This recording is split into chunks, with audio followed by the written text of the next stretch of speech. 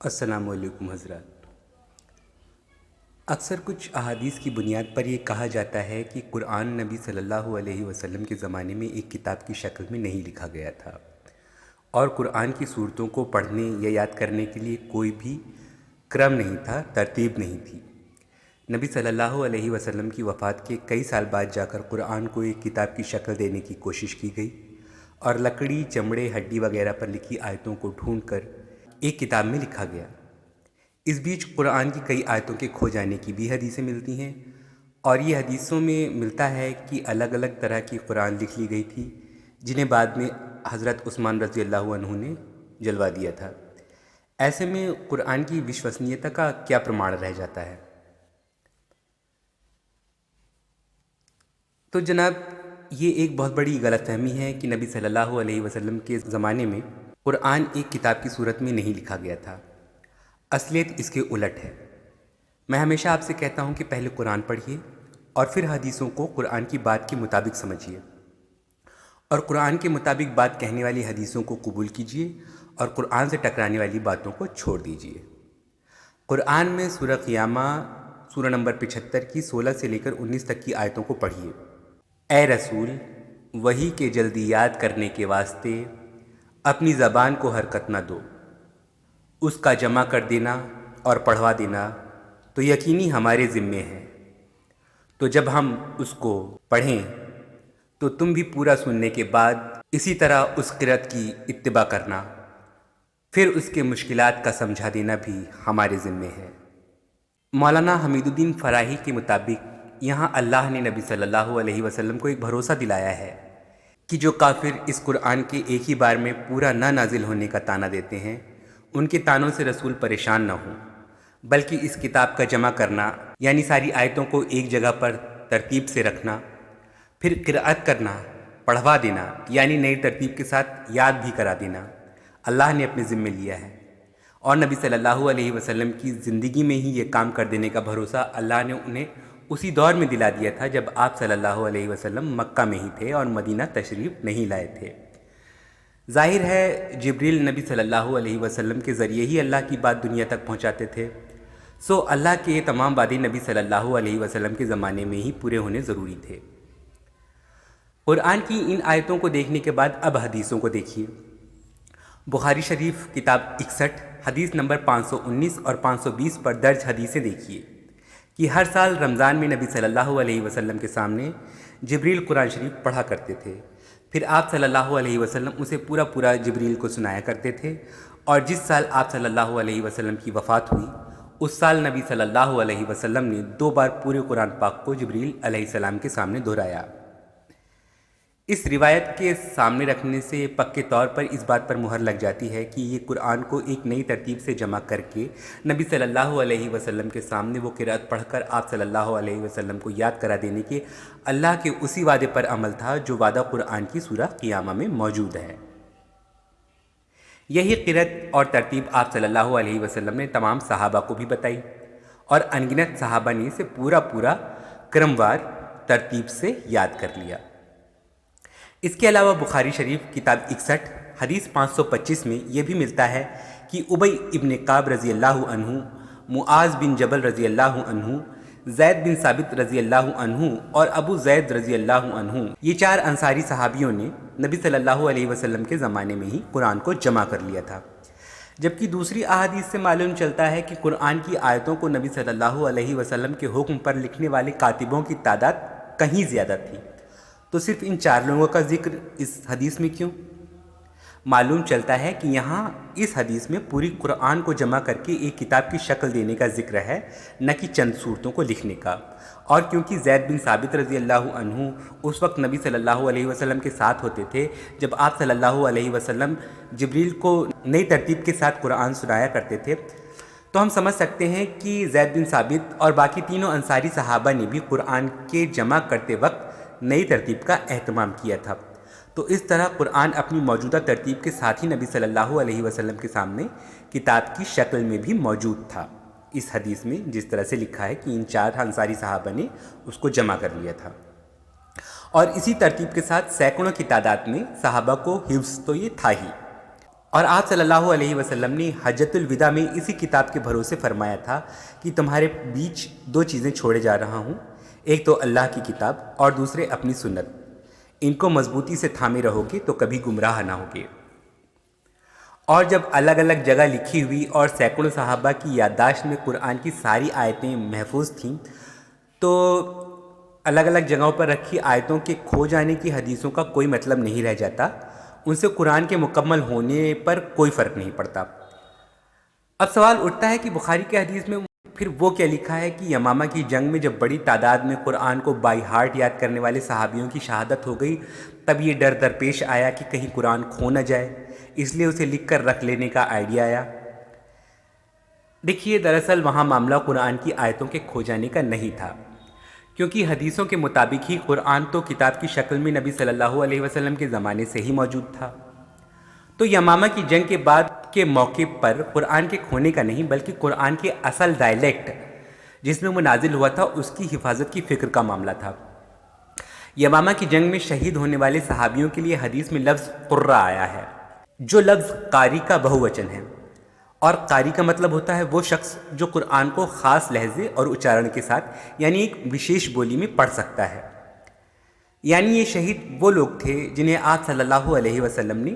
خاص ڈھنگ سے قرآن کی قرأت سکھائی تھی۔ دراصل اس زمانے میں عرب میں 7 الگ الگ طرح کی عربی بولیاں یعنی قرأتیں چلن میں تھیں۔ ایسا ہر ایک بھاشا میں ہوتا ہے۔ ہماری ہندی میں بھی انیکوں بولیاں پرچلت ہیں، جن میں ایک ہی شبد کو انیکوں طرح کے اچارن کے ساتھ بولا جاتا ہے، پر اس سے اس کا ارتھ نہیں بدلتا۔ مثال کے لیے وشواس شدھ ہندی کا شبد ہے، لیکن اسی شبد کے دوسرے ڈائلیکٹ وسواس کو ہمارے دیش میں بڑی سنکھیا میں بولا جاتا ہے۔ اس سے شبد کا ارتھ نہیں بدلتا، لیکن اچارن بدل جاتا ہے۔ اور اگر کوئی شدھ ہندی بولنے والا انسان دیہات کے کسی انسان کو املا بول کر وشواس لکھوائے، تو اپنی عادت اور سویدھا کی وجہ سے لکھنے والا شخص وسواس ہی لکھ دے گا، حالانکہ اس سے کہا گیا میسج نہیں بدلے گا۔ یہی معاملہ قرآن کے ساتھ تھا۔ عرب میں اس سمے تھوڑے تھوڑے فرق کے ساتھ 7 طرح کی قرأت یعنی بولیاں پرچلت تھی، اور جب وہ صحابہ جنہوں نے قرآن کو حفظ یعنی کنٹھستھ کیا تھا، وہ دور کے چھیتروں میں جا کر کاتبوں کو قرآن سناتے، تو کاتب کئی جگہ پر نیچرلی اپنے اچارن کے مطابق کسی شبد کو لکھ لیا کرتے تھے، جس سے عموماً قرآن کی بات میں کوئی فرق نہیں آتا تھا۔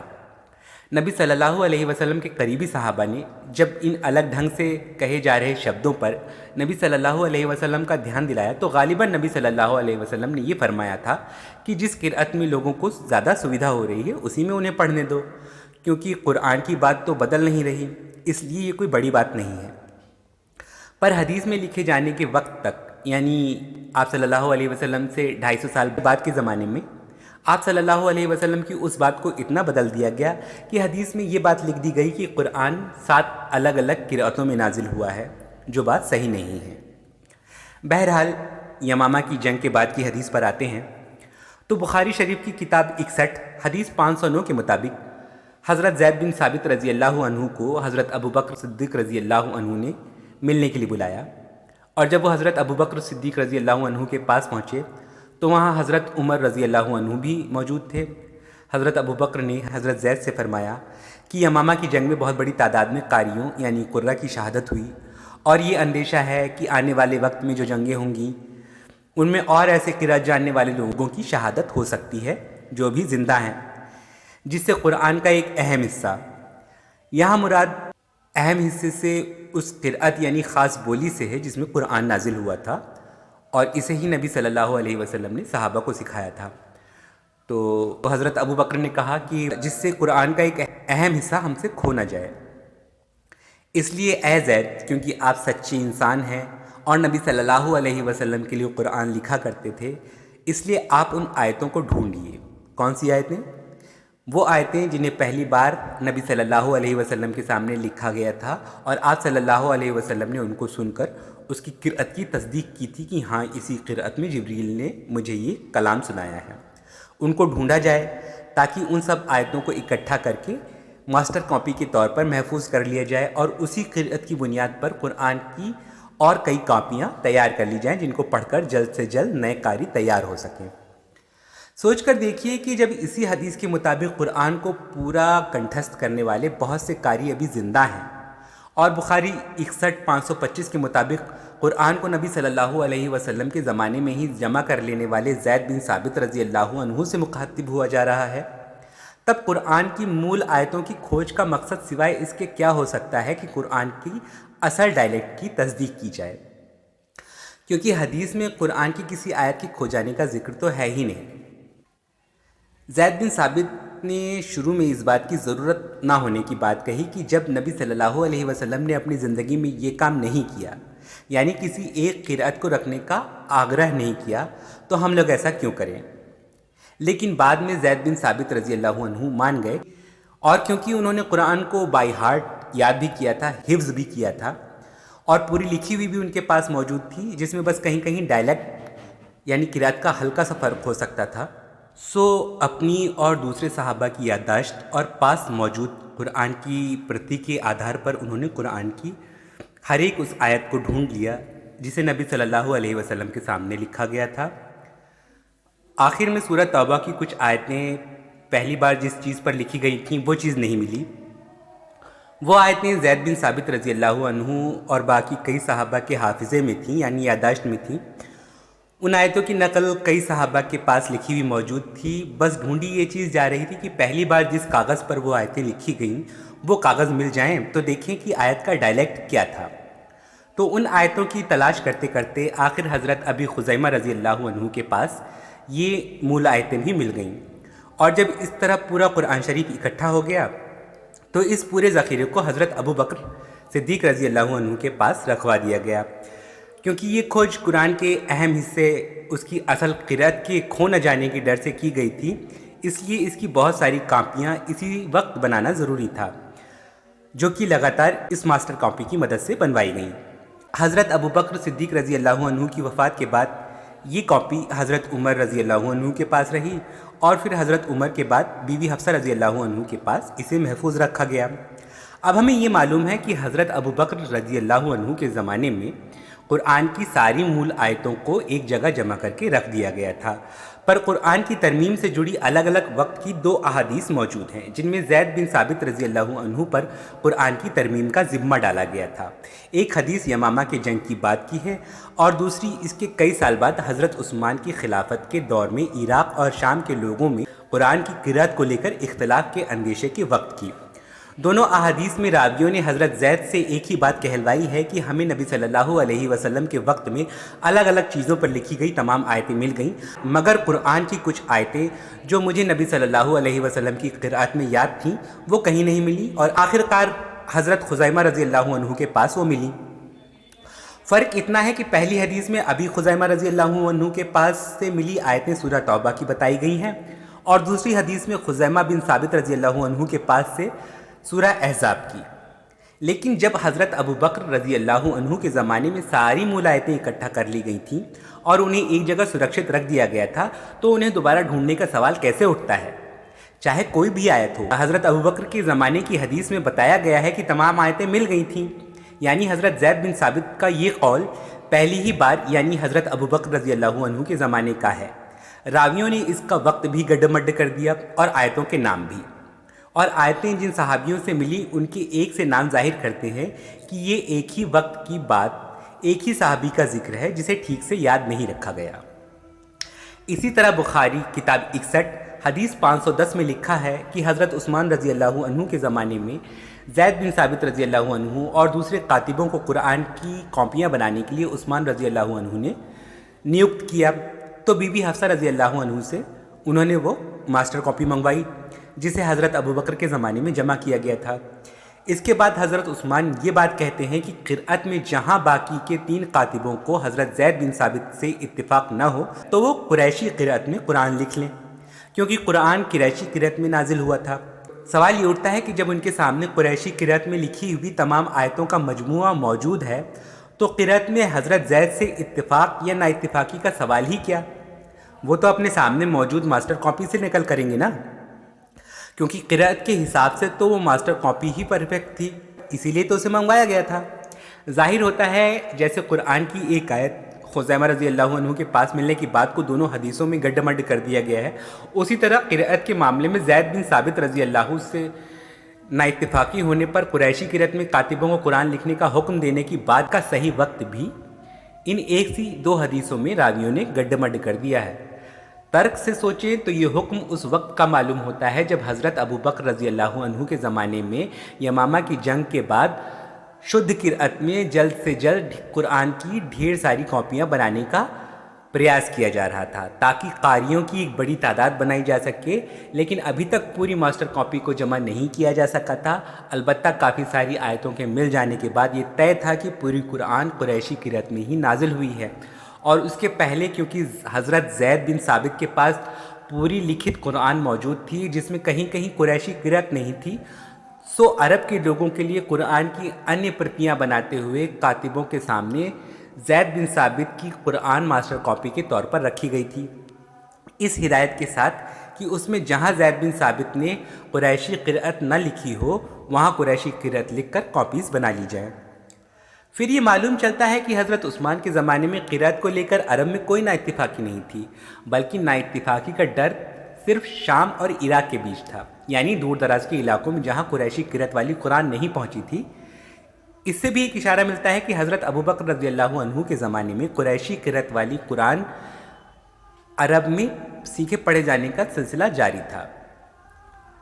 سو حضرت عثمان رضی اللہ عنہ نے اپنی خلافت کے دور میں صرف اتنا کیا کہ انہوں نے اسی ماسٹر کاپی کی مدد سے اور نئی کاپیاں بنانے کے لیے قرآن کے اسپیشلسٹ حضرت زید بن ثابت رضی اللہ عنہ کو بھی بلایا اور دوسرے کاتبوں کو بھی۔ ان سب نے قریشی قرأت میں قرآن کی کاپیاں بنائیں جنہیں شام اور عراق کے الگ الگ پرانتوں میں بھجوا کر حضرت عثمان نے انیہ قرأتوں میں لکھی قرآن کی پرتیوں کو جنتا کے پاس سے اٹھا لینے کا حکم دیا۔ انیہ قرأتوں کو جلوا دینے کا حکم، یہ بھی کڑھی ہوئی بات محسوس ہوتی ہے، کیونکہ اگر ان قرأتوں کو حضرت عثمان رضی اللہ عنہ نے اس حد تک جا کر نشٹ کروایا ہوتا تو یہ قرأتیں آج تک عرب دیشوں میں موجود نہ ہوتی اور پڑھی پڑھائی نہ جا رہی ہوتی۔ آپ کو معلوم ہونا چاہیے کہ قرآن کی 7 قرأتوں کو بہت سارے عرب دیشوں میں ابھی بھی پڑھایا لکھایا جاتا ہے۔ بہرحال حضرت ابو بکر رضی اللہ عنہ اور حضرت عثمان رضی اللہ عنہ کے زمانے میں قرآن کی ترمیم سے جڑی دونوں احادیث کو دیکھ کر پتہ چلتا ہے کہ وہاں معاملہ قرآن کو ایک کتاب کا روپ دینے کا نہیں، بلکہ دونوں ہی واقعوں میں